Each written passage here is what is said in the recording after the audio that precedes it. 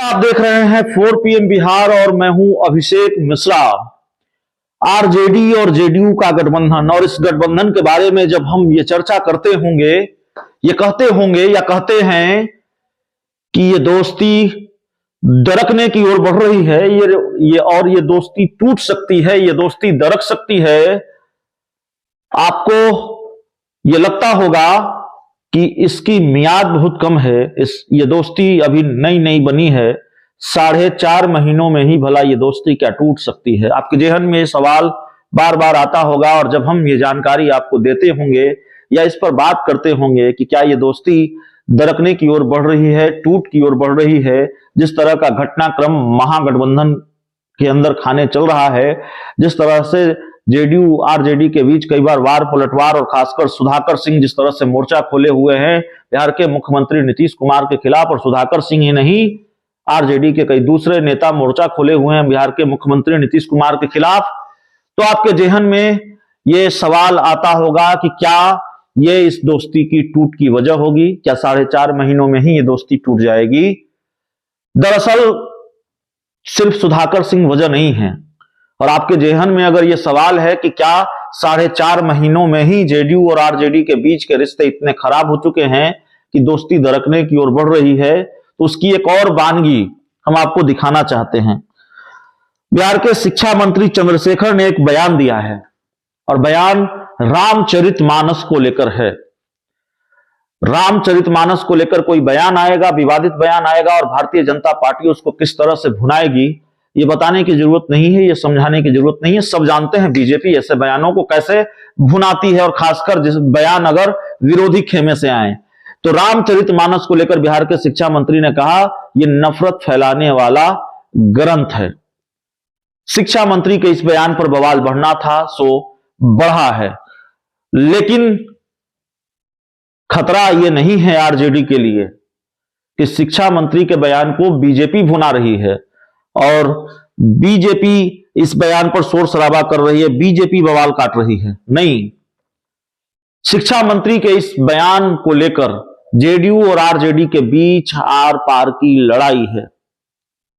JDU कह रही है इस बयान पर शिक्षा मंत्री माफी मांगे, और आरजेडी कोटे से मंत्री चंद्रशेखर जो राज्य के शिक्षा मंत्री हैं, जिन्होंने रामचरितमानस को लेकर बयान दिया है, वो कह रहे हैं माफी नहीं मांगेंगे।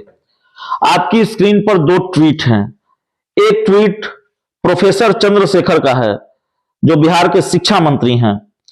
वो लिखते हैं कि मेरा बयान बहुजनों के हक में है और मैं उस पर अडिग व कायम रहूंगा।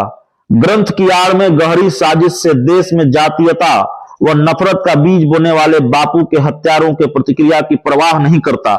वे इस कटु सत्य को भी विवादित बयान समझते हैं तो ये उनकी समझ हो सकती है।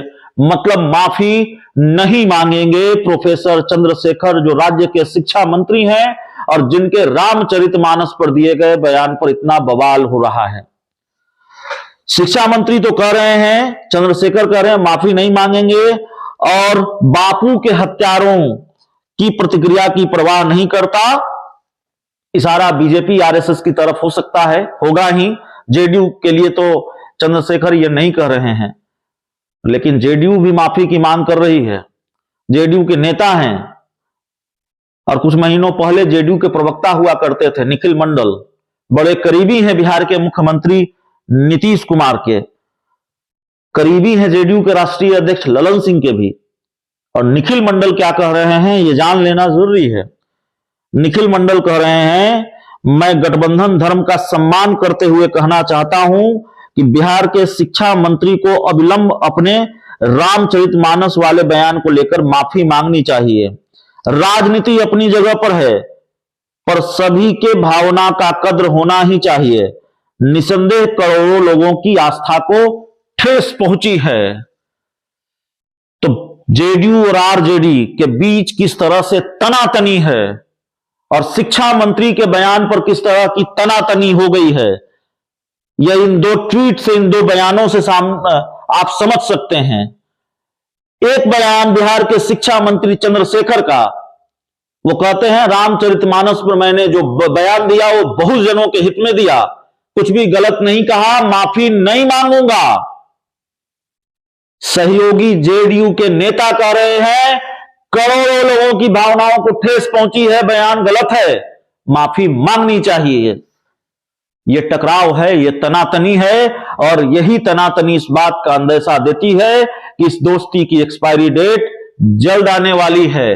खरमास खत्म होने दीजिए, बिहार की सियासत में खेला ही खेला होगा और 2024 तक नीतीश कुमार आरजेडी के साथ रहेंगे, इसकी भी कोई गारंटी नहीं है। बहुत बहुत धन्यवाद।